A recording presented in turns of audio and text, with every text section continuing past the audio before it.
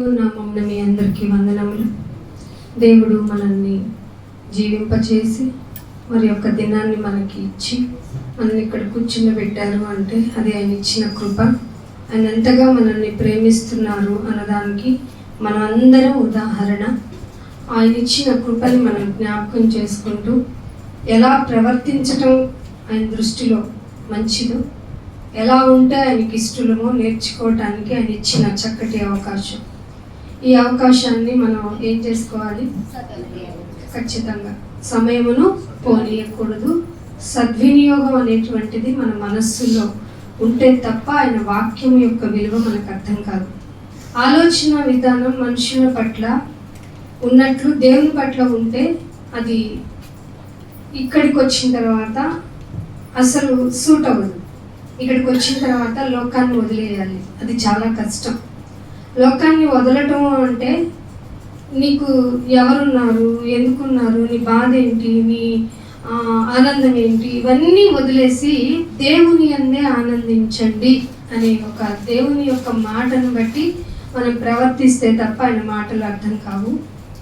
ఒక national anthem పాడాలి అనుకున్నప్పుడు మీకు వినపడితే ఆ మాట వినగానే మీరందరూ నుంచోవాలి అనేది గవర్నమెంట్ ఆర్డినెన్సెస్ కదండి. మనుషుల కొరకు, మనుషుల ఐక్యత కొరకు, మనుషుల యొక్క డిసిప్లిన్ కొరకు మనం పెట్టుకున్న రూల్స్ అవి. మరి దేవుని మాట వినపడితే నీ పని నీదేనా, నా పని నాదేనా? ఇక్కడికి వచ్చిన తర్వాత మన చెవులు ఆయన మాటే వినాలి. ఇక్కడికి వచ్చిన తర్వాత మన కన్ను ఆయన్నే చూడాలి, ఆయన ఏం చెప్తున్నారు అనేది.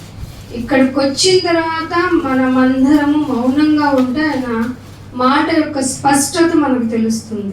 నీ ఆలోచనను ఇక్కడికి పెట్టుకొని ఆయన గురించి ఆలోచిస్తే కనుక ఆయన మీకేం అర్థం కాదు. సరికదా, ఆవిడేదో చెప్పుకుంటాను, నేనేదో వచ్చేసాను, అయినా నేను రావడమే గ్రేట్ కదా మనకు అనిపించే విధానం. ఎవరికి చెప్పం ఇది. మనము ఇక్కడికి రావడం గ్రేట్ అనుకుంటాం. నీకు తెలియదు ఏంటంటే నువ్వు ఇక్కడ రావడానికి ఆయన నిన్ను సజీవంగా ఉంచాడు.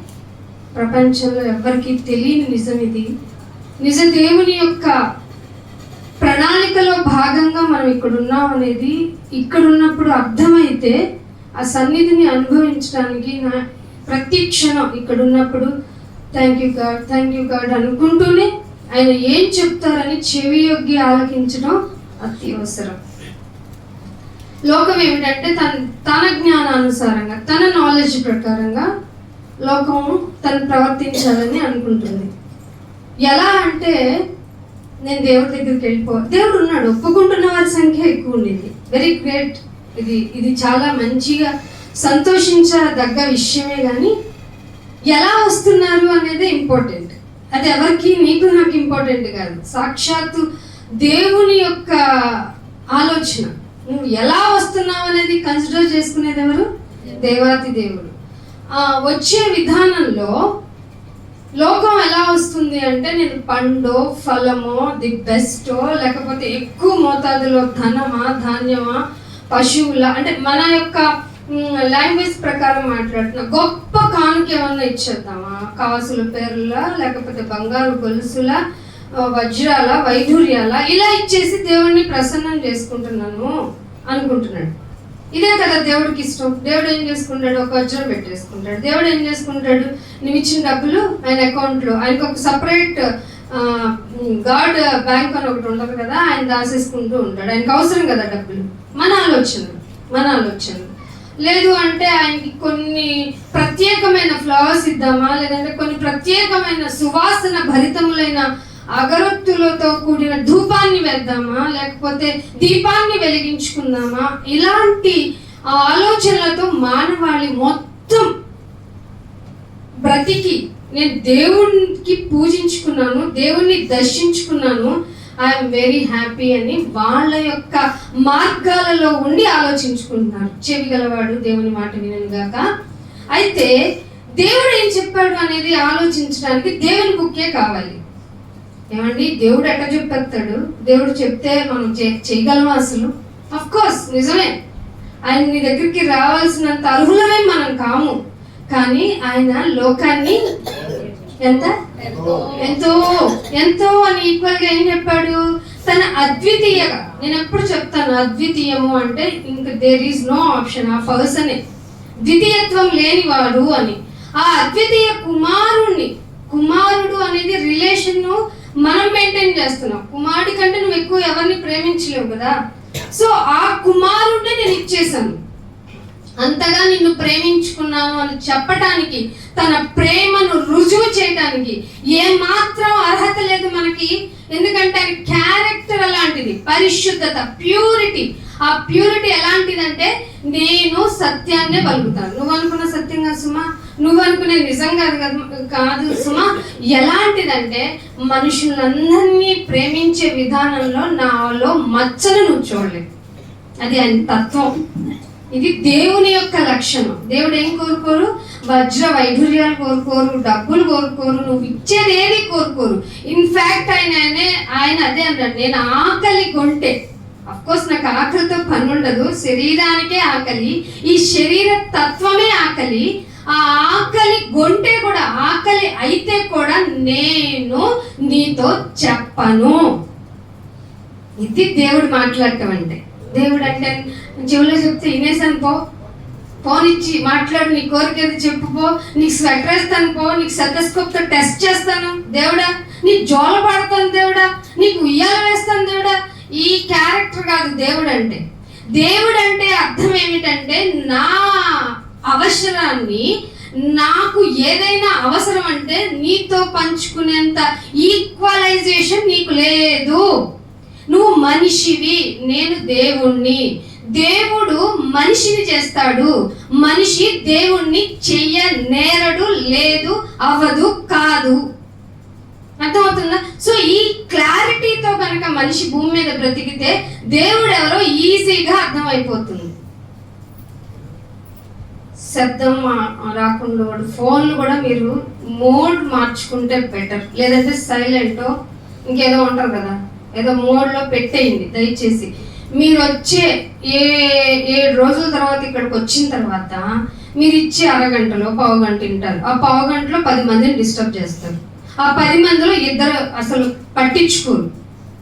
దయచేసి మీకు చెప్పబడుతుంది, ఇక్కడ మనిషిని తీసుకోకండి. మనిషి తుచ్చమైన వాళ్ళు, మీతో ఈక్వల్ పర్సన్సే, కానీ కొన్ని నియమాలు పాటించి మీ దగ్గరికి వస్తారు. దేవుడితో మీ గురించి బ్రతిమలాడుకోను, లేకపోతే మా అందరికి టైం ఇమ్మను. అలా వచ్చినప్పుడు దేవుడు మీతో మాట్లాడుకున్న దాన్ని మీరు పక్కన పెట్టి మీకు విషయాలన్నీ ఇక్కడే చర్చించుకున్నాం అంటే ఇక్కడికి ఎందుకు రావడం? మనం బయట మాట్లాడుకోవచ్చు కదా, బయట చేసుకోవచ్చు కదా. ప్రార్థన అన్నప్పుడు అందరు తల వంచాలి. ఇక్కడ ఫోన్ కానీ ఈ సిస్టమ్ ని మెయింటైన్ చేసే వాళ్ళు కూడా ముందే చూసుకోవాలి. మీరు వీటి విషయంలోనే సిద్ధపడినప్పుడు ఇంకా ప్రార్థన విషయంగా ఏం సిద్ధపడతారు? అసలు ఆయన రాకడికి ఎలా సిద్ధపడతారు? ఆయన రాకడ అనేది చాలా మందికి హాస్యాస్పదమైనప్పుడు మీ భవిష్యత్తులో మీరు ప్రవర్తించే విధానం, మీరు ఇప్పుడు రన్ చేసే జీవిత విధానం ఆయనకి ఎలా ఎగ్జాంపుల్ అవుతుంది? అవ్వదు కదా. సో మీరు కూడా ఇక్కడ హిపోక్రటికల్ గా ఉన్నారని మీ చేతలతో చెప్తున్నారు. మీరు చెయ్యటంలా, చేతలు చేసేస్తున్నారు ఆల్రెడీ. చెప్పటంలా మీరు నేను వేషధారిని సాతాను ఎప్పుడు చెప్పదు. నేను వేషధారిని కదా అని నేను మీకు అబద్ధికుణ్ణి కాబట్టి అబద్ధికుణ్ణి నేను ఇక్కడ ఇచ్చి బోధిస్తున్నానని అది చెప్పదు. అది చేసుకుంటూ వెళ్ళిపోద్ది. దాని మాయలో పడిపోతావు నువ్వు, అంతే. సో దేవుడు ఒక మాట చెప్పాడు, అది చెప్పి ముందుకెళ్తాను.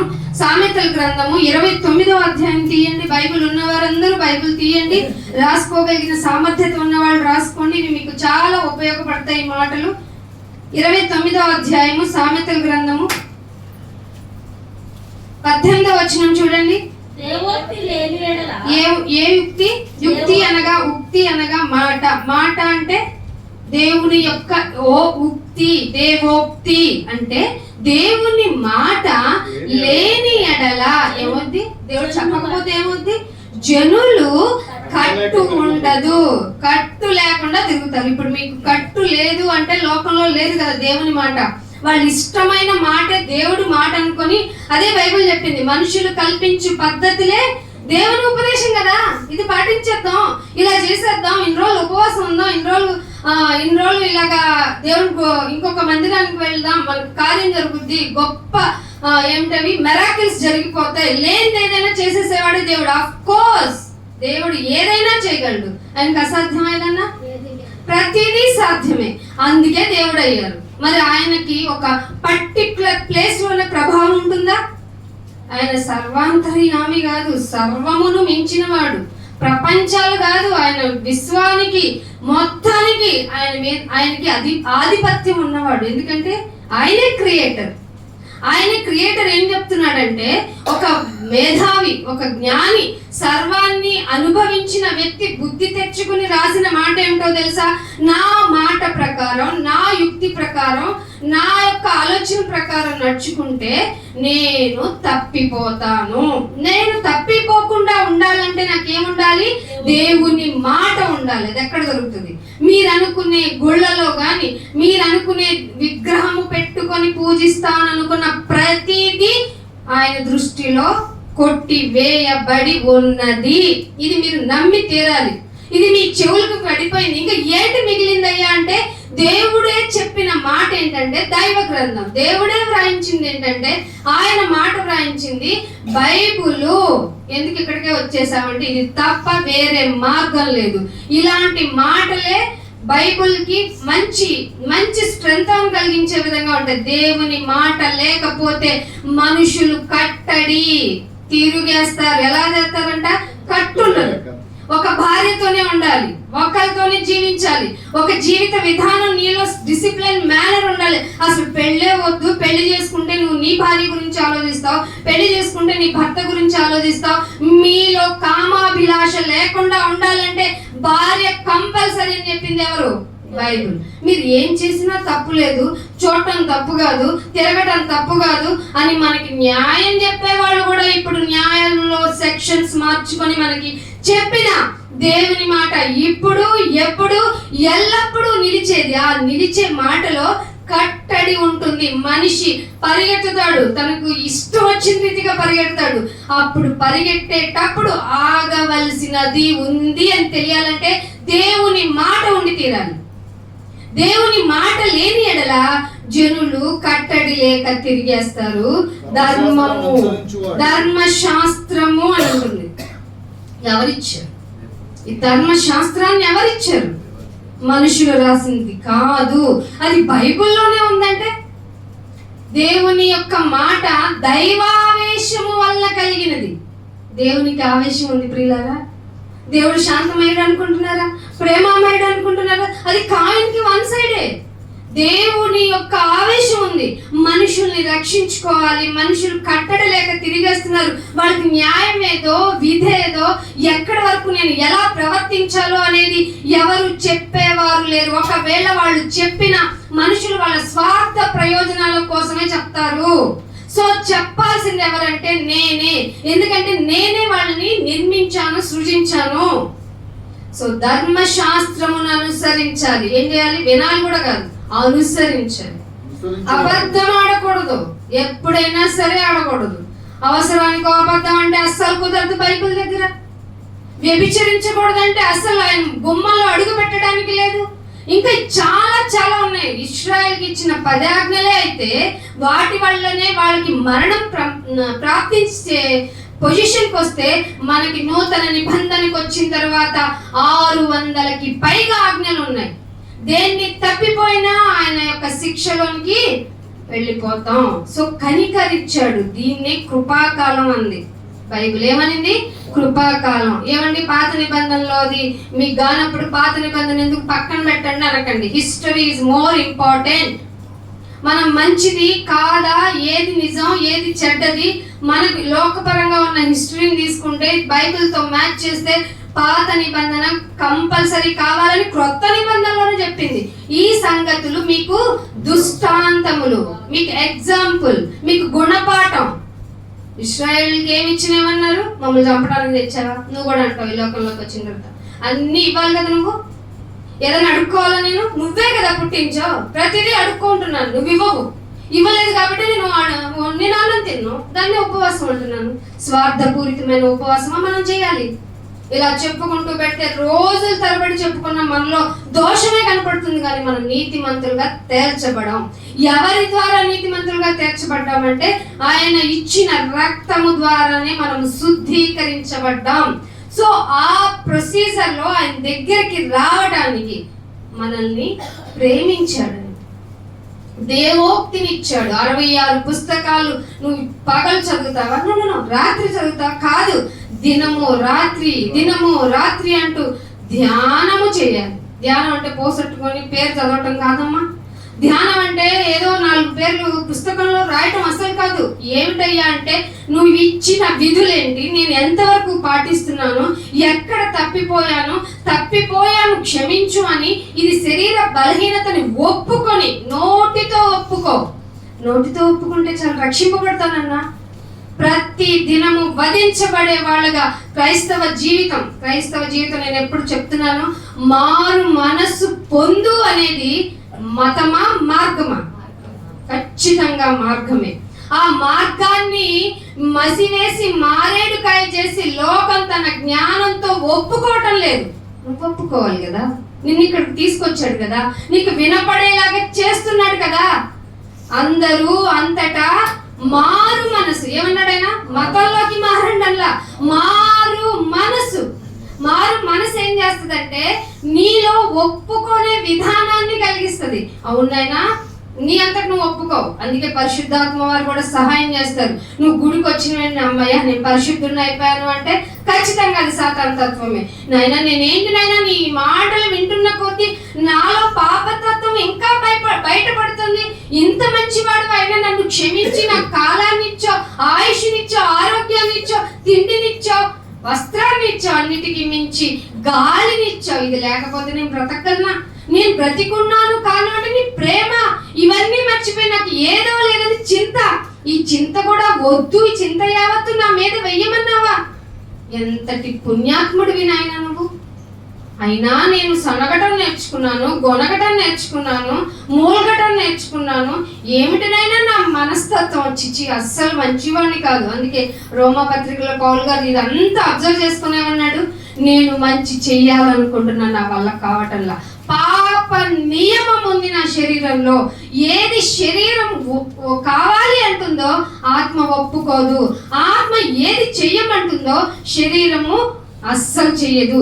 2 విరోధమైన తత్వాలు నాలోనే ఉన్నాయి అంటే నన్ను నేను అబ్జర్వ్ చేసుకోవాలి, నన్ను నేను పరీక్షించుకోవాలి. తేలిన ఫలితార్థం ఏమిటయ్యా అంటే అస్సలు నేను మంచివాడిని, మంచిదాన్ని కాదు. వచ్చిందా ఆరాధనలో ఇలాంటి రియలైజేషన్? ఇచ్చాడు బతుకు. ఎందుకు ఇచ్చాడు ఆయుష్? చెప్పండి. ఎందుకు మీ జీవితం ఇంత నెమ్మదిగా ఉంది చెప్పండి? పరిస్థితులు అన్నీ ఉన్నా, అన్ని సౌకర్యాలు ఉన్నా, అన్ని భోగభాగ్యాలు ఉన్నా మనుషుల్లో నెమ్మది లేదు. నీకు కనీస సౌకర్యాలు కూడా లేకపోయినా ఎందుకు నిన్ను నెమ్మదిగా ఉంచాడు ఆయన? నువ్వంటే ఇష్టం. లోకము దాని ఆశ గతించిపోతున్నాయి. నువ్వేమో లోకం నుండి వేరే ఇక్కడికి వచ్చానన్నప్పుడు నిన్ను జ్ఞాపకం చేసుకోవాలి కదా. మన నిరీక్షణకు ఆధారమైన ఒక మాట చూపిస్తాను. 1 కొరింథీయులకు రాసిన పత్రిక 15వ అధ్యాయము 52వ వచనం. 52వ వచనం. 52వ వచనం అమ్మా. బూర మోగుతుంది. ఇది ఒక్క సెకండ్ అన్న. బూర మోగటం అంటే ఏంటనుకుంటున్నారు మీరు? ఊదుకునే బోగలా? లేకపోతే ఎక్కడెక్కడ బాగా హైలైటింగ్ ప్లేసెస్ లో బాగా ఊదుతారు, మనకి డప్పులు వాయిస్తారు కదా, అప్పుడు కూడా ఊదుతారు. దాన్ని ఏమంటారు? ఊదేదాన్ని శంఖం వాళ్ళు ఊదుతారు, మనం ఊదుతారు కదా, మా లాంగ్ ట్యూబ్ లాగా ఉంటది కదా, సన్నాయి ఊదుతారు కదా. అవి అనుకుంటున్నారా ఏంటి? అవి కాదు. బూరం రోగును అంటే వాక్యము నీ చెవిని పడుతూ ఉండటం. నీ బ్రతుకు ఫ్రాక్షన్ ఆఫ్ సెకండ్స్, కానీ నీకు బోర వినబడాలి. ఈ బోర వినబడుతున్న టైంలో ఏం జరుగుతుందట? అప్పుడు మృతులు. ఇక్కడ ఆగుదాం. మృతులు అంటే చచ్చిపోయినవాడు. మీరు ఆన్సర్ చేస్తూ ఉండాలి. మీరు వింటూ ఉన్నారు అన్నదానికి తార్కాణం మీ రిప్లైంగ్. లేదంటే నా బోధ నేను చేసుకొని వెళ్ళను, దిగిపోసి వెళ్ళిపోదాం, ఆమె అర్థం రేపులు తీసుకుందాం, పరీక్షించుకుందాం అంటే లేదు నాయన నువ్వు ఇచ్చిన కృపను నేను అనుభవిస్తున్నాను అంటే మీలో రియలైజేషన్ రావాలి, రిప్లైయింగ్ రావాలి. అందుకే బూర మోగును. ఎప్పుడైతే చచ్చిన వాళ్ళతో మాకేం పని లేదు, చచ్చిన వాళ్ళ సంగతి ఏంటో, పోయినోడు ఏమయ్యాడో అనుకునే వాళ్ళకి ఆన్సర్ ఏంటంటే అప్పుడు మృతులు. దేవుడు ఎక్కడ మొదలెట్టాడండి? ఇది దేవుడు అంటే మృతులు అక్షయులుగా, అంటే ఇక చావరు, ఇక మరణం ఉండదు. మృతులు అక్షయులుగా లేపబడతారు. ఇది నమ్మకం కాదు, నిజం. దీన్ని పునరుద్ధానం. బైబిల్ ఏం చెప్పింది? దీన్ని పునరుద్ధానం. దీనికోసమే మన నిరీక్షణ, దీనికోసమే మనం లోకం నుండి వేరైపోయాం. ఈ విషయ పరంగానే మనం లోకంలో దేనైనా సాక్రిఫై చేస్తున్నాం. దీనికోసమే పౌలు గారు తనకున్నదంతా పెంటతో సమానం అనుకున్నాడు. మనం అనుకుంటామా? ఇది దీనికోసం అనుకోవాలి. మనము మృతులు అక్షయులుగా లేపబడతారు. మనమేంటి? బతుకున్న మనమేంటి? మనము మార్పు పొందుతాం. మనం ఏం చేస్తాం? నువ్వు మారు మనస్సు పొందితే ఆయన బూర మోగినప్పుడు ఆయన వచ్చే టైంకి నిన్ను మార్చేస్తాడు, మారుస్తాడు, మాడిఫై చేస్తాడు. ఎలాగంట?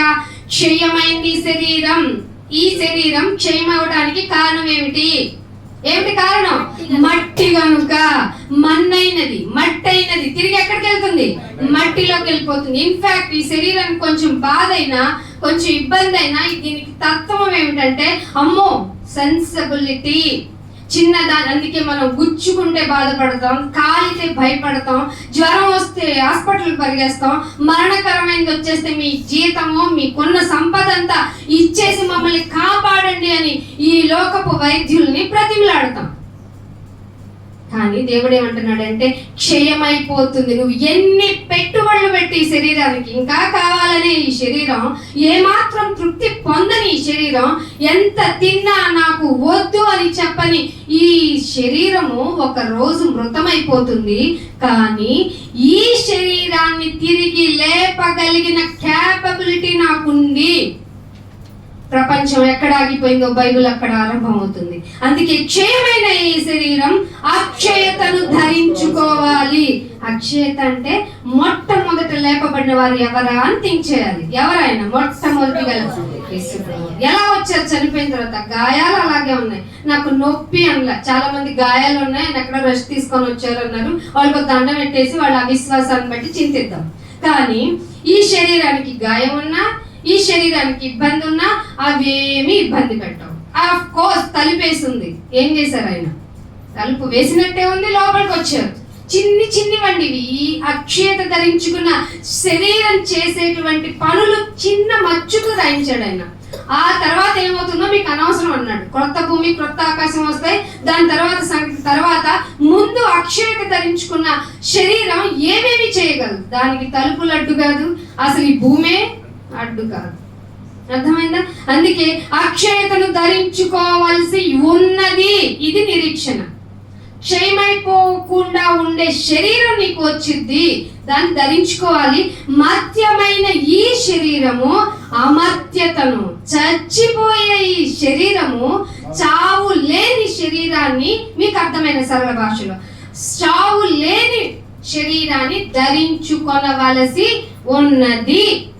ఎవరికన్నా తెలిసిందా బాప్తిసం ఎందుకు తీసుకుంటున్నాను అని, మారు మనసు ఎందుకు పొందాలో అని?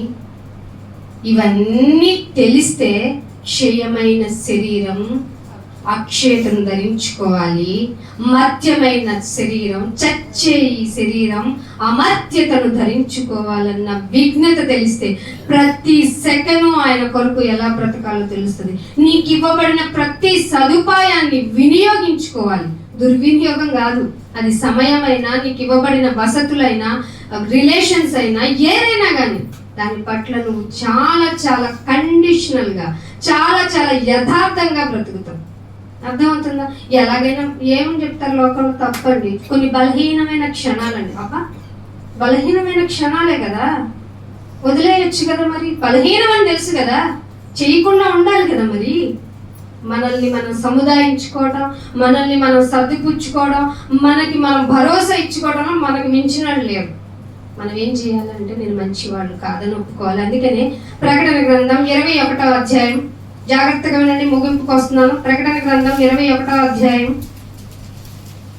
21వ అధ్యాయము 27వ వచనం.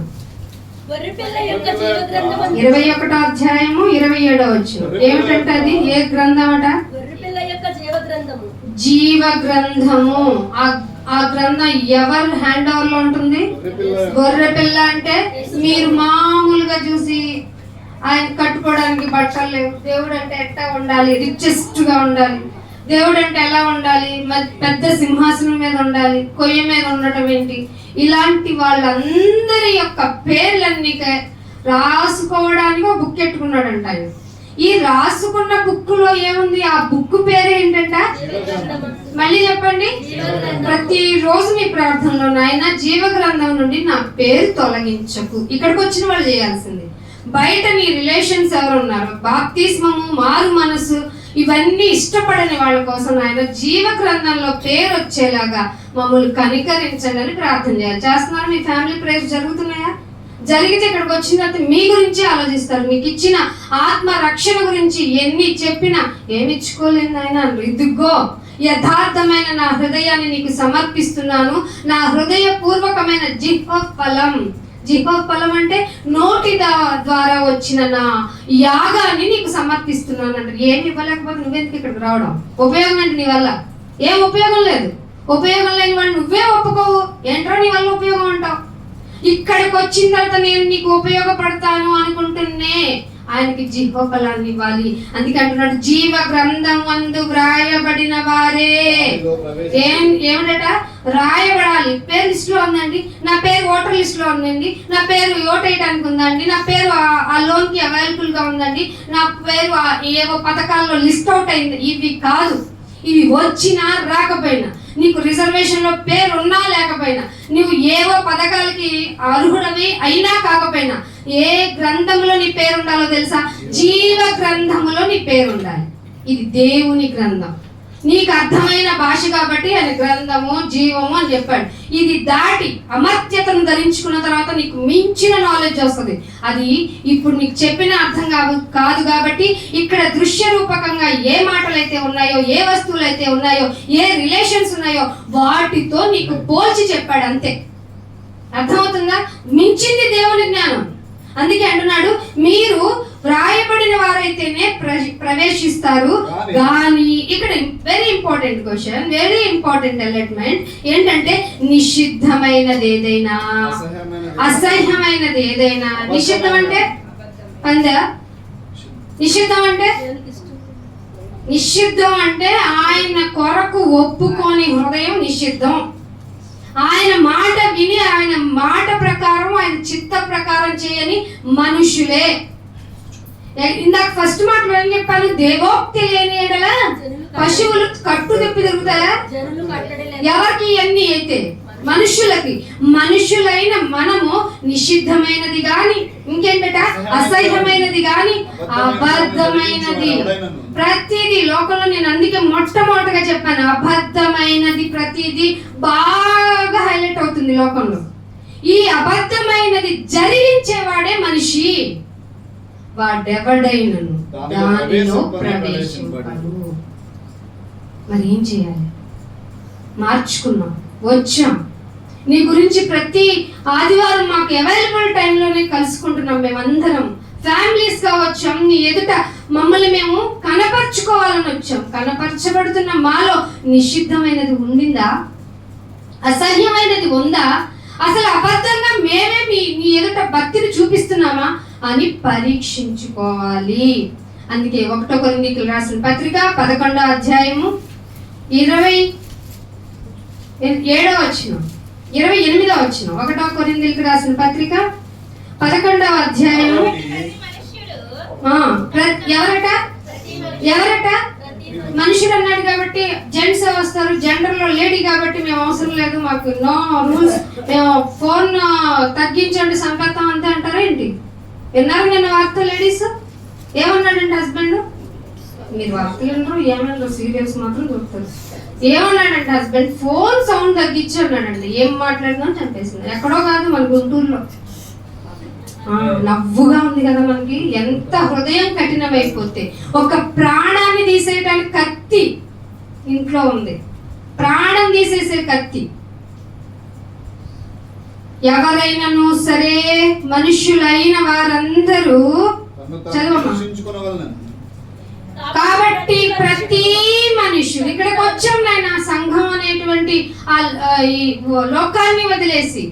జీవపు డంబం లేదు మాలో, నేత్రాశ అసలు లేదు, శరీరం అయ్యో మేము శరీరాన్ని అసలు ఏమి పోషించం, దాన్ని పట్టించుకోము, శరీరంతో కూడా మాకు సంబంధం లేదు. ఇక మేము జల సమాధి చేయబడ్డాం, ఇక జీవించేది నువ్వే అనుకొని ఇక్కడ మనం తీర్మానం చేసుకొని మనస్ఫూర్తిగా ఒప్పుకొని ఇక్కడికి వచ్చేసామే. సంఘమైన సజీవ రాళ్లమైన మనము ఏం చేయాలంట? ప్రతి మనుష్యులమైన మనము తన్నే తాను ఏం చెప్తాం? మనకు రాంది చేయింది వదలంది మనం పట్టి పీడించేది ఎదుటోళ్ళని పరీక్షించడం. అర్థమైందా? తన్ను తాను పరీక్షించుకోవాలి. బల్ల చేస్తున్నాం, బల్లకు వచ్చేసాం తీసుకుంటున్నప్పుడు. అయినా అన్ని రోజులు నన్ను బాగా కాపాడావు, ఎందుకు కాపాడావు అంటావు? నేను తప్పేం చేయలేదంటావా? చాలా చేశాను. అన్ని ఒప్పులు చేశానంటే పరిస్థితులు నాకు ఎక్కడ ఉన్నాయి? అసహ్యమైన చేసి ఉంటాను, నీకు తెలుసు, నాకేం తెలుసు. ఆయన కనిపెట్టి చూసిన ఎడల మనుషులందరూ తప్పులు చూపించేస్తాడంట. కాకపోతే నేను కనిపెట్టి చూడటం లేదు, కృపలో మనల్ని బ్రతికించేశాడు. కృపని మర్చిపోవద్దు. బ్లెస్సింగ్ అప్పుడు కూడా కృపని మర్చిపోతున్నారు చాలా మంది. కృప లేదా మనం అసలు మంచోళ్ళం కాదు. అందుకే అంటున్నాడు ప్రతి మనుష్యుడు తన్ను తాను పరీక్షించుకోవాలను. పరీక్షించుకున్న తర్వాత ఏం చేయాలి? ఆ రొట్టెను తిని ఈ పాత్రలోనిది పాట కూడా పాడవు. నీ రక్తమే నన్ను పాడదామా? నోరు రాదు మనకి. ఒక్కళ్ళే పడుకోవాలి, ఒక్కళ్ళే చేయాలి. ఏక మనసు లేదు తెలుసా సంఘంలో?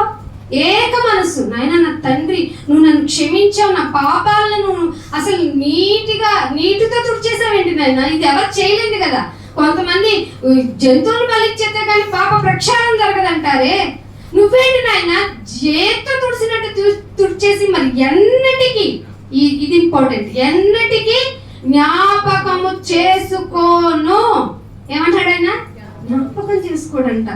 నువ్వు నీ ఇంట్లో వెళ్ళి చెప్పు, ఫలానా టైంలో ఫలానా రోజు ఈ ప్రాబ్లం నేను ఫేస్ చేశాను, అది నా తప్పే అంటే నెక్స్ట్ రోజు నుంచి ఆ కళ్ళను గమనించు. నువ్వు నిజంగా మంచిగానే ఉంటున్నాడా? వీడిని నమ్మనే కూడదు, అది మనస్సు చెప్తుంది. కానీ మన దేవుడు అంటారండి, నేను ఎన్నటికీ జ్ఞాపకం చేసుకోను. ఇంత మంచి అవకాశం మనుషులు ఎవరు ఇవ్వరండి బాబు. అందుకే మారు మనసు పొందాలి, అంతే మారు మనసు పొందాలి, ఇంకేం ఆలోచించుకోకూడదు. కానీ దేవుడు నీకు ఎన్ని ఇచ్చాడు ఆయన, నీకు చాలా చాలా డౌట్లు వస్తాయి, చాలా క్వశ్చన్లు వస్తాయి నీకు. నేను అన్నిటికీ సమాధానకర్తను అన్నాడా లేదా? అందుకే అంటున్నాడు పరీక్షించుకొని రొట్టెను తినాలి. 26వ వచనం చూడండి ఏమంటున్నాడు? 26వ వచనం, మీరు ఈ రొట్టెను తినేస్తున్నారా? పరీక్షించుకుంటున్నారా? ఫస్ట్ పరీక్షించుకున్న తర్వాత మీరు ఈ రొట్టెను తిని ఈ పాత్రలోనిది తాగునప్పుడల్లా ప్రభు వచ్చు వరకు. ఏమిటో ఈ డ్యూటీ మాకు సంబంధం లేదంటున్నారా? అక్కడ లెక్క అడుగుతాడు. ప్రభు వచ్చు వరకు ఆయన మరణమును ప్రచురించము. ఇదేమన్నా సంస్కృతి వాడు అనుకుంటున్నారా ఏంటి? చెప్పవలెను. బాబు, నువ్వు అనుకుంటున్న గొర్రె, నువ్వు అనుకుంటున్న మేక, నువ్వు ఇచ్చిన బహుమానాలు ఆయన సంతృప్తి పరచు. ఆయన సజీవ యాగముగా ఏ పత్రికలో చెప్పాడు? రోమిల్కి రాస్తూ చెప్పాడు. రోమిల్ చేసే విగ్రహారాధన, రోమిల్ చేసే బలి ఇచ్చే విధానాన్ని చెప్పి ఆయన ఒకటే చెప్పాడు. రోమిల్కి రాసిన పత్రిక 12వ అధ్యాయం చూడండి. 12వ అధ్యాయం 1వ వచనం. కాబట్టి సహోదరులారా పరిశుద్ధం ఏముండాలట? పరిశుద్ధంగా ఉండాలి. మీరు మిమ్మల్ని పరీక్షిస్తే, నేను పరీక్షిస్తే అబ్బా చాలు నా బిడ్డ పరిశుద్ధంగా ఉన్నాడు. పైగా పరిశుద్ధమును దేవునికి అనుకూలం. ఎవరికి అనుకూలం? పాస్టర్ గారికి అనుకూలం కాదు, భర్తకు అనుకూలం కాదు, భార్యకి, రిలేషన్స్ కి అనుకూలంగా మన మాటలు ఉండకూడదు, ప్రవర్తన అంతకంటే ఉండకూడదు. ఎవరికి అనుకూలంగా ఉండాలి? చంపేసినా సరే మీకు అర్థం అవ్వాలి మాట. దేవుని మాటను చంపి స్టెఫెన్ ఎందుకు కొట్టారు? ఆయనకు అనుకూలంగా ఉన్నాడు, దేవునికి అనుకూలంగా ఉన్నాడు. మీరు మీ ఇష్టానుసారం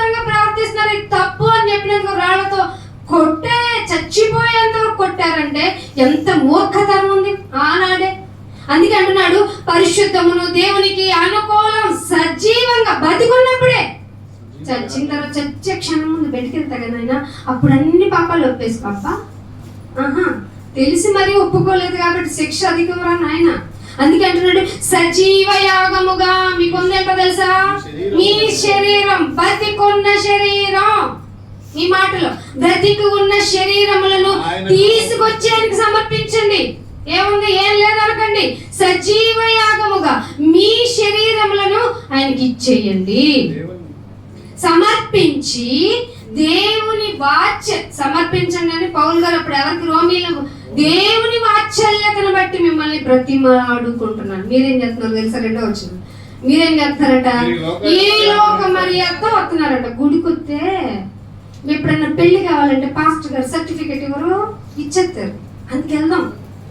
గుడికి వస్తే వేరే పాస్టర్ గారు అయితే ఎక్కువ డబ్బులు తీసుకుంటారు. ఈయన పిలిచాం అనుకో డబ్బులే వద్దంటాడు. ఈయన పిలిస్తే పోలా, అందుకన్నా ఒకసారి 2 సార్లు వస్తే పోలా. లోక మర్యాద. ఏం కావాలి మీకు? సజీవ యాగముగా మీ శరీరాన్ని సమర్పించండి. పరీక్షించుకుంటే సమర్పిస్తున్నాను నాయనా. ఏంటది? నా చేత రాబడి ఏదుందో, ఈ శరీరం ఇచ్చావు కదా, దీనికి నోరు ఇచ్చావు కదా, దీంతో ప్రచురించమన్నావు కదా, చెప్పలేకుండా వచ్చాను నాయన. నా కుటుంబంలో వాళ్ళకి చెప్పలేదు. నీ దృష్టిలో అపరాధిని, నీ దృష్టిలో అపరాధిని నాయన నేను అనుకొని నిన్ను నీవు ఒప్పించుకొని. పరిశుద్ధాత్మ ఉంటే సుమ ఇవన్నీ వస్తాయి. అందుకని ఈ లోకం మర్యాద అనుసరింపకు. ఏది ఉత్తమం? దేవుని మాట ఉత్తమం. ఆయనకు మించింది లేదు, రాదు. ఆయన లోకేశారు అంతే. ఉత్తమము ఎవరికి అనుకూలం? మళ్ళీ ఇక్కడ అయ్యగారు ఆదివారం ఒక 2 పూటలు, ఒక పూట వస్తే సరిపోదా? మీకు దేవుని ప్రేమ వెల్లడించడానికి ఆయన 2 పూటలు చెప్తుంటే ఒక్క పూటకి అలసిపోతాం మనం. మాకు చాలా పని చెప్పేవాళ్ళకి లేవా? అసలు దేవుడికి పని లేదంటారా? ఏంటండి మనం ఎంత చూసినా ఏంటండి వేషధారులుగా కనపడుతున్నాం. దేవునికి అనుకూలం సంపూర్ణత ఉండాలి. నీలో బల్ల తీసుకోవాలంటే ఏంది ఉండాలి? సంపూర్ణత. ఎక్కడుంది మన సంపూర్ణత? మన వాళ్ళందరూ రక్షింపబడాలి. పాస్టర్ గారు ఒక మాట అంటారు, మిగిలిన ఈ రొట్టె, మిగిలిన ఈ శరీరం సహదాసుల కోసం వెయిటింగ్. మిగులుతుంది. ఎప్పుడన్నా ఒకసారి తొందరగా అయిపోతుంది. మిగులుతుంది శరీరం. మిగులుతుంది శరీరం అంటే మీరు ఆషామాషి అనుకుంటున్నారా? మీ పని మిగిలి ఉంది. ఇంకా రావాల్సిన వారు, బలలో చేతులు వేయవలసిన వాళ్ళు సో మెనీ, అనేకులు. అందుకే ఏమంటున్నాడు? సంపూర్ణమై ఉన్న దేవుని చిత్తం. చిత్తం అంటే ఇష్టం. దేవుని చిత్తం ఏదో పరీక్షించారు. అసలు వచ్చేయమన్నారా పాస్టర్ గారు? వచ్చేసాం. వెళ్ళిపోమన్నారా? వెళ్ళిపోయాం. పరీక్షించుకోలేదా? ఏది ఉత్తమమో తెలియలేదా? ఏది సంపూర్ణమో తెలియలేదా? అసలు దేవుని చిత్తమేదో తెలియలేదా? దేవునికి ఒక ఇష్టం ఉందని చెప్పిన గ్రంథం కదా బైబిల్. నీకేం కోరికలు ఉంటాయి నాయన? అవును, ఆయనకి కోరికలు ఈ భూ సంబంధమైనవి కావు. ఈ భూమిలో ఉంటున్నటువంటి ఒక ఆత్మ ఉంది. ఆత్మ కోటాను కోట్లుగా విడదీయబడి శరీరాలను ధరించుకుంది. ఆ శరీరాలు ధరించుకున్న ఆత్మల నిమిత్తం ఆయన చింతతో ఉన్నాడు. అందుకే అంటున్నాడు, దేవుని చిత్తమేదో పరీక్షించి తెలుసుకున్నట్లు మీ మనస్సు మారాలి కదా, అది నూతనం అవ్వాలి కదా. ప్రతి వీక్ మీరు అసెంబ్లీ అయినప్పుడు మారటం లేదేంటి? అదే మాట, అదే ప్రార్థన, అదే పాట అన్నారు కదా. కొత్త పాట నేర్చుకోమని కాదు దాని అర్థం, నేర్చుకోవద్దని కాదు దాని అర్థం. ప్రతిదీ నీ ఆత్మ యందు ఆనందమా, నీ ఆత్మ యందు రియలైజేషన్, రిప్యుటేషన్ ఏం చేస్తుంది నీ ఆత్మ? ఒప్పింపజేసే ఆత్మ నడిపింపు లేకపోతే నువ్వు మళ్ళీ శరీరాన్ని ధరించుకొని మళ్ళీ లోకంలోకి వెళ్ళిపోయి ఒక రోజు రావాలనిపించదు, ఒక రోజు రాకపోయినా బాధ అనిపించదు, ఒక రోజు రాకపోతే ఏం జరగలేదు కదా, రాకుండా ఉంటే ఏమైంది అంటది. చివరికి రక్షింపబడిన వారిని సహితము మోసం వచ్చేదని తెలియటానికి కూడా నీకు అవకాశం లేకుండా పోతుంది. సో పరీక్షించుకొని మారు మనసు పొంది నూతనం అవ్వటానికి, రూపాంతరం చెందడానికి ఈ టేబుల్. ఎవరి కోసం? మారు మనసు పొందిన తర్వాత మళ్ళీ రూపాంతరం. మారుతూనే ఉండాలి, నువ్వు మారుతూనే ఉండాలి, నూతనం అవుతూనే ఉండాలి. అప్పుడు కదా ఆయనకు అనుకూలం అవుతుంది, అప్పుడు కదా ఆయన దృష్టిలో సజీవమైంది. ఇవన్నీ చేయకుండా నీ ఇష్టానుసారంగా ప్రవర్తిస్తున్నావట. అందుకే దేవుడు ఇర్మియా గ్రంథము 8వ అధ్యాయము, ఇంకొంచెం ఒక 5 నిమిషాలు ముగించేస్తాను. ఇర్మియా గ్రంథము 8వ అధ్యాయము 12వ వచనం. 8వ అధ్యాయము ఒక్కరు చదివి మిగిలిన వాళ్ళంతా ఇంటికి వెళ్ళి చదవండి. తాము హేయమైన క్రియలు చేయుచున్నందున. ఏ క్రియలట? హేయమేంటి? పిల్లోడిని, పసిపిల్లోడిని, నెలల పిల్లోడిని, రోజుల పిల్లోడిని దేవుడు ఇచ్చాడు కదా. నేను భక్తుడిని, దేవుడికి మాత్రమే దగ్గరగా ఉన్నాను కాబట్టి తెచ్చాను, వాడు తొక్కేస్తాను, అప్పుడు వాడు భవిష్యత్తు బాగుంటుంది అన్నారే. అది ఎవరి దృష్టిలో హేయం? ఎవరిచ్చారు నీకు బిడ్డని? ఎలా వచ్చింది ఆ నిర్మాణం? గర్భములో, స్థూలాలి గర్భంలో పిండము ఎలాగ ఎదుగుతుందో ఇప్పటికీ ఎంత మేధావి అయినా, ఎంత వైద్యుడైనా వాడికి తెలియదు, రాదు అని చెప్పారు.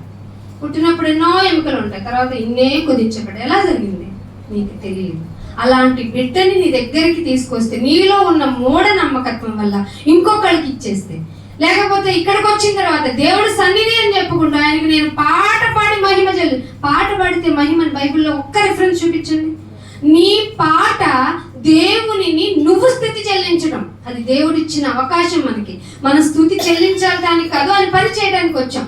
నువ్వు పాట పాడటం మన యొక్క కృతజ్ఞతను తెలపటం. మరి మహిమ ఎలా వస్తుంది? నీ పనుల వల్ల, నీ పనుల వల్ల.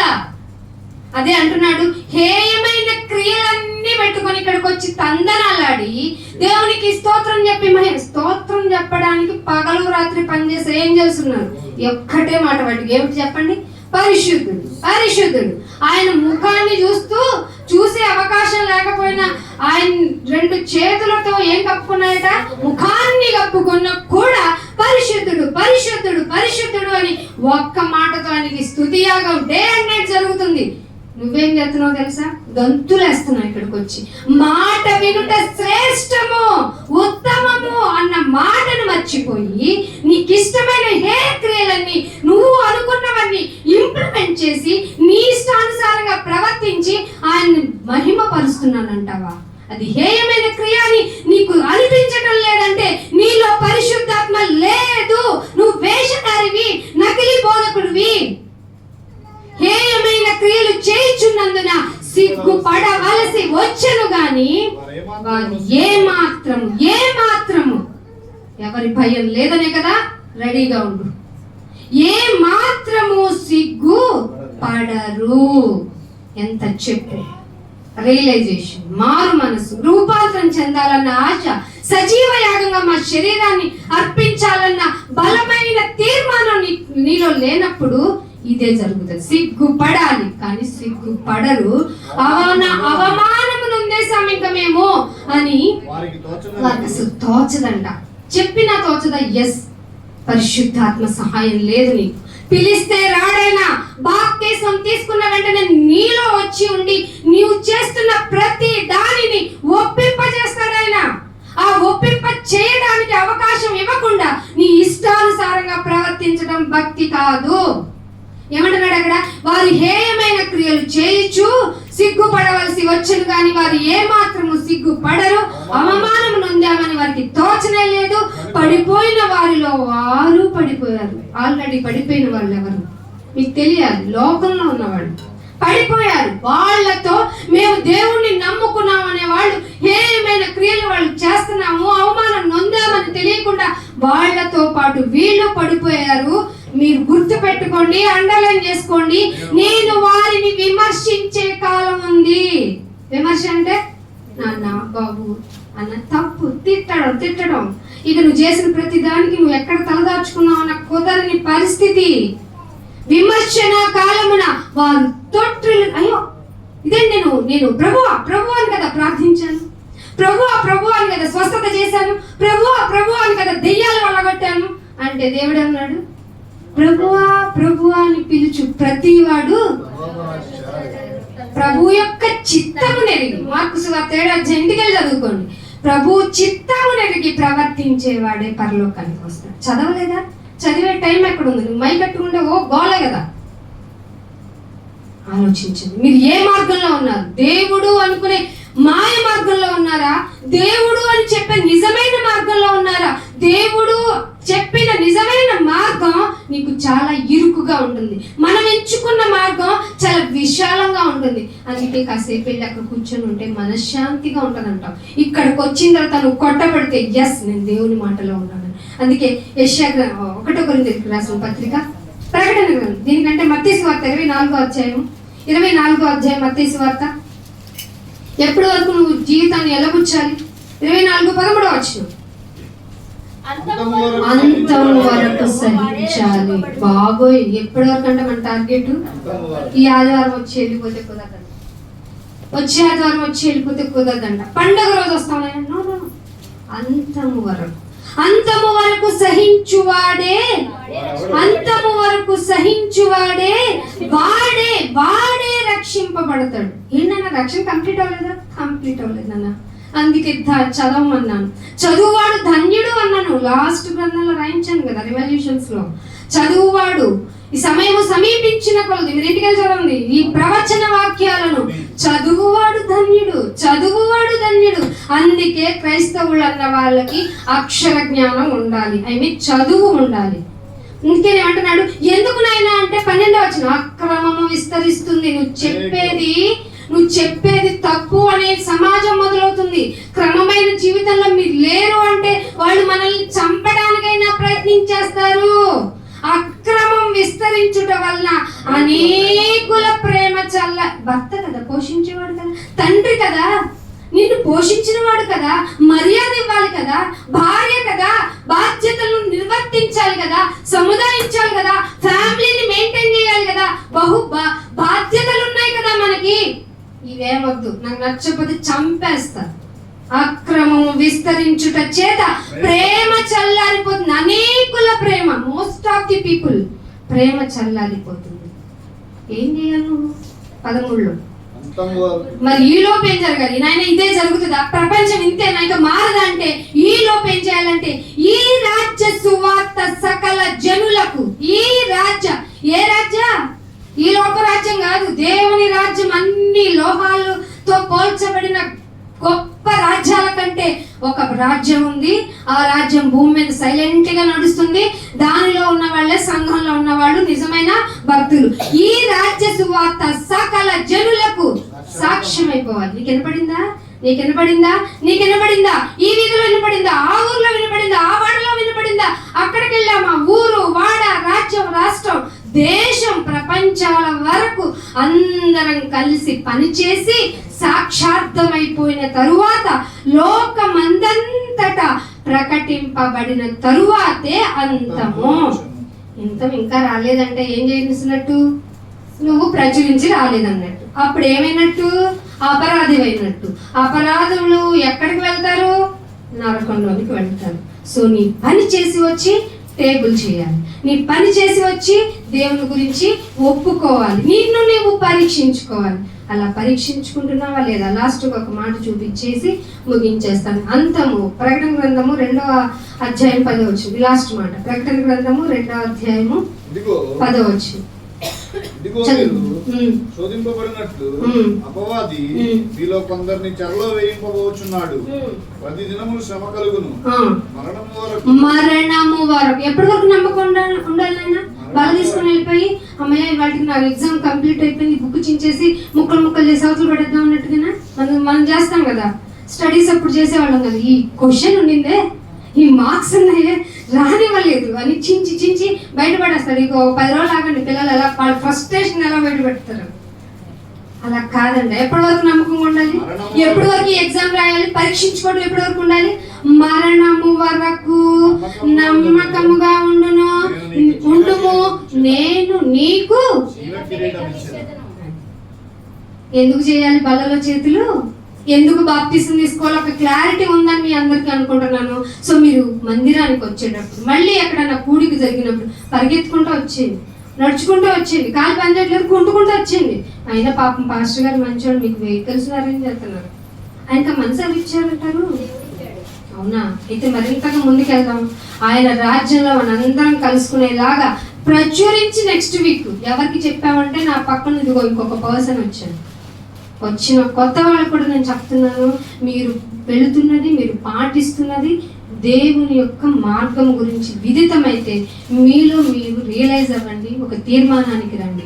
మనం తీర్మానించుకున్నాం కనుక బల్లలో చేతులు వేస్తూ అపరాధులు కాకుండా మరణం వరకు ప్రచురించే బాధ్యతను తీసుకుంటూ మనం ముందుకెళ్దాం. ఇటు ధన్యత దేవుడు మీకు అందరికీ దయచేయాలని కోరుకుంటూ నా మాటలు ముగిస్తున్నాను. చిన్న ప్రార్థన. రియలైజ్ అయ్యే వాళ్ళందరూ కళ్ళు మూసుకొని మీలో మీరు, మీ గురించి మీరు, నాయన ఇన్నాళ్ళు నాకు దేవుని యొక్క లక్షణం అంటే నేనిచ్చింది తీసుకునేవాడు, నా కోరికలు తీర్చేవాడు, ఆపద మొక్కుల వాడే అనుకున్నాను, దయతో క్షమించండి నాయన. ఇక నుంచి నా యొక్క తీర్మానం, నా యొక్క ఆలోచన ఆ జీవ గ్రంథంలో నా పేరు, జీవ కిరీటం నా లక్ష్యం. అందుకు నన్ను నేను మార్చుకుంటాను, రూపాంతరం చెందుతాను. రియలైజేషన్ నాలో పుట్టించండి. నేను మంచివాడిని కాదు, మంచి దాన్ని అసలే కాదు. నాకు నీ మాటలు, నీ ఆజ్ఞతో నన్ను నడిపించండి అని ప్రార్థన చేసుకున్నాం. తండ్రి నీకెంతో వందనాలు, స్తోత్రాలు నాయన. లౌకికమైన మనస్తత్వం మాలో నుంచి తుంచివేస్తున్నందుకు స్తోత్రాలు చెల్లించుకుంటున్నాను నాయన. ఈ లోక ప్రకారంగా డిసిప్లిన్గా ఉండటమే గొప్ప అనుకున్నాను, కానీ నీ యొక్క దృష్టిలో అది కూడా తప్పే. ఎందుకంటే ఎక్కడ ఎలా ఉండాలో అలాగా వేషధారణ కలిగిన జీవితం మాలో ఉంది. దాన్ని మార్చుకుంటున్నాం, రూపాంతరం చెందుతున్నాం ఆయన. మాకు అవకాశం ఇస్తున్నందుకు స్తోత్రాలు, సమయాన్ని ఇచ్చినందుకు, ఆయుష్ని ఇచ్చినందుకు, ఆరోగ్యాన్ని ఇచ్చినందుకు. ఇదిగో నీ సన్నిధిలో ఇలాగ నీ మాటలు విని మమ్మల్ని మేము మార్చుకునేంత మంచి అవకాశం ఇచ్చినందుకు స్తోత్రాలు చెల్లించుకుంటున్నాం. బలలో చేతులు వేస్తున్నాం. ప్రచురించే మనస్తత్వం మాలో రేపండి నాయన. మా మనసుల్లో మమ్మల్ని మేము పొడుచుకునేలాగా, నీ మాట చెప్పలేందే ఉండలేమనేటువంటి స్థితికి మమ్మల్ని అందరినీ తీసుకురండి నాయన. నాయన జీవ గ్రంథంలో మా పేరు కోసమే ఈ బల్లలో చేతులు అని, అందుకే మమ్మల్ని మేము పరీక్షించుకోవాలని మాకు ఇచ్చిన ఈ చక్కటి అవకాశాన్ని బట్టి మీకు స్తుతులు చెల్లించుకుంటూ, మరి యొక్క చిత్తమైతే, మరి యొక్క కృప మా పట్ల మీకు ఉంటే నాయన, మేమందరం కలుసుకొని ఈ మాటలు విని మరింత జాగరూకులమై ఉండటకు మమ్మల్ని సిద్ధపరచమని యేసుక్రీస్తు వారి పరిశుద్ధమైన నామమున ఈ ప్రార్థనను అడిగి వేడుకుంటున్నాం తండ్రి. Thank you all of you. God bless you.